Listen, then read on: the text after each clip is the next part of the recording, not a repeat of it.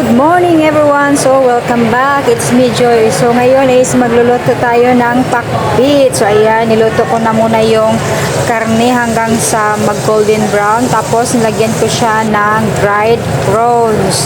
Tapos pag naluto na ating prawns at saka karne, nilagay ko na yung garlic, shallot, tsaka tomato. So ayan guys, nilagyan ko siya ng maraming tomato kasi mahilig ako sa kamatis. So tinimplahan ko na siya ng tuyo, ng oyster sauce. So sa Pinas guys, pag nagluluto kasi tayo, nilalagyan ng magic sarap. Dito kasi sa Hong Kong guys is bawal ang mga ganyan sa amo ko. So nilagyan ko na siya ng black pepper. Tapos unang nilagay ko is yung pumpkin or kalabasa. So mix lang natin siya, mix. Tapos takpan ng saglit. Then after that, so ayan na siya.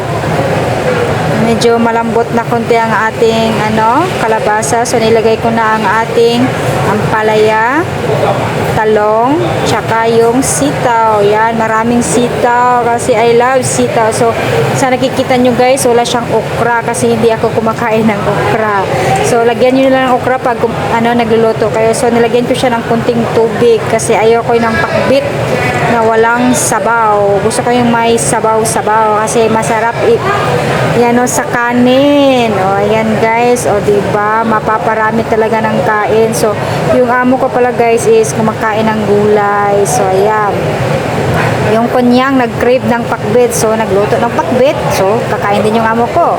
So ayan, pakbit with karning baboy at saka dried prawns. So ayan, haluin. Sauce pa lang, yummy na. So ihanda ang kanin. So kayo dyan, wag lang kayong tingin ng tingin, magluto din kayo para mabusog.